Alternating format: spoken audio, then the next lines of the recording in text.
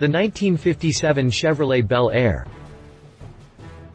Has there ever been a more iconic American car than the '57 Chevy Bel Air? Of course there hasn't, it's not even close.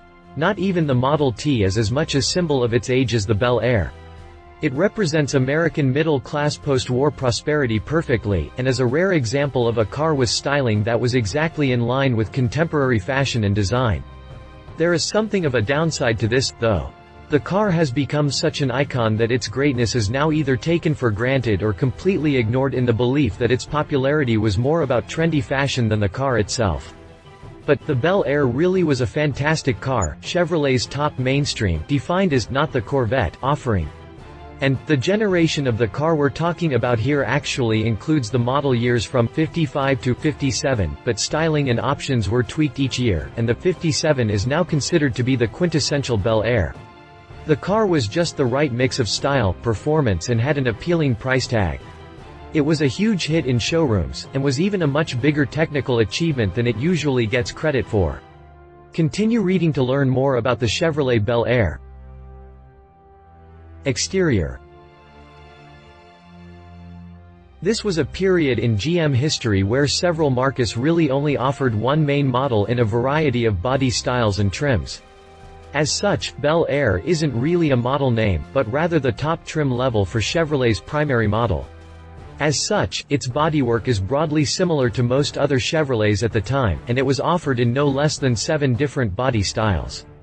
Chevrolet only made one body style for 1957 that wasn't offered as a Bel Air, and that was the 9-passenger Beauvais wagon. The most classic versions of the car are generally considered to be the two-door Sport Coupe and the convertible. It had been offered as a Bel Air in '55 and '56 and hadn't been all that popular, although Chevrolet did offer the even less popular two-door Nomad wagon in '57. The most classic versions of the car are generally considered to be the two-door Sport Coupe and the convertible. The hood ornamentation, chrome trim down the sides, and the grille are the easiest ways to tell one year apart from the others. The '55, for example, had a Ferrari-inspired egg crate grille, while the '56 and '57 had grilles extending across the whole front end.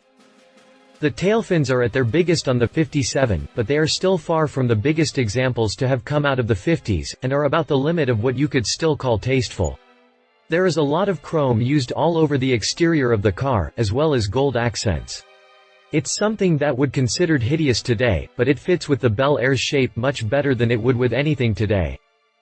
Interior. For as fashionable as the exterior of the car is, the interior of the Bel Air is about the most '50s thing in existence. The dash has been simplified from what you would have seen in an older car, with Chevy replacing the oil pressure and generator gauges with idiot lights.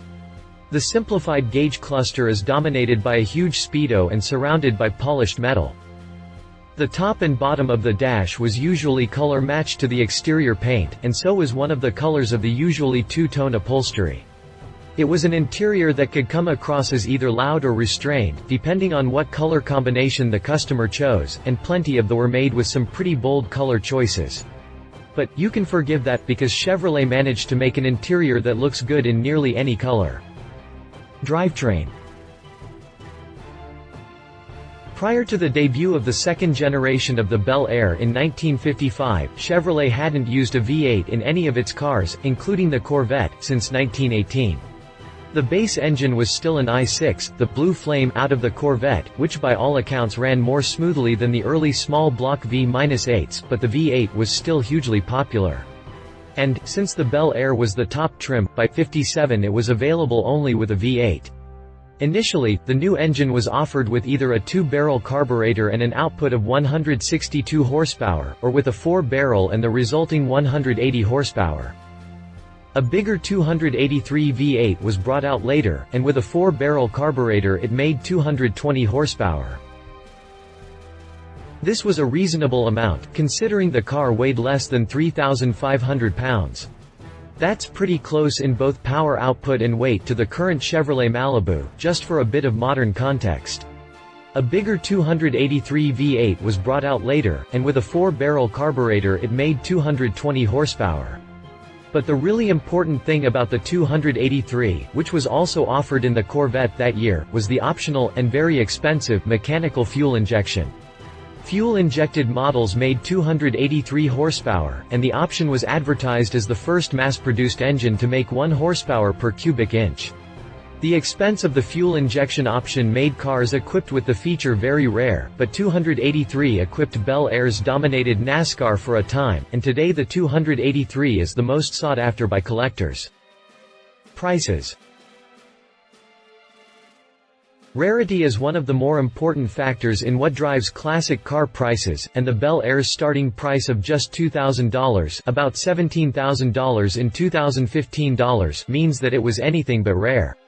In fact, total U.S. production of all body styles of just the Bel Air trim for just 1957 comes in at just under 700,000, a fairly staggering number.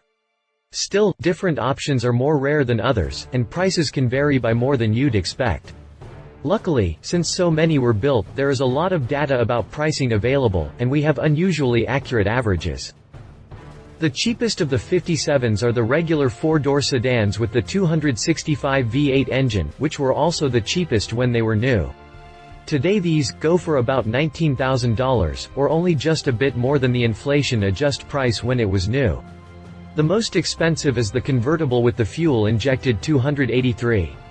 These go for an average of $95,000, with the fuel-injected Sport Coupe coming in second at $71,000. Nomads are pretty pricey today, thanks to their rarity, but 4-door wagons aren't, being worth only just slightly more than the sedans.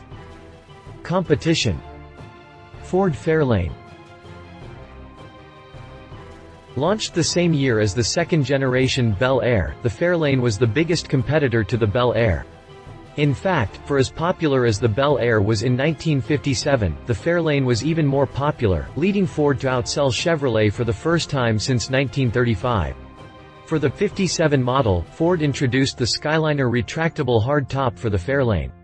Indeed, the choice between the two cars must have been a difficult one for many Americans. Dodge Custom Royal. Like the Chevrolet lineup at the time, Dodges consisted mainly of one model with a variety of different bodies and trim levels.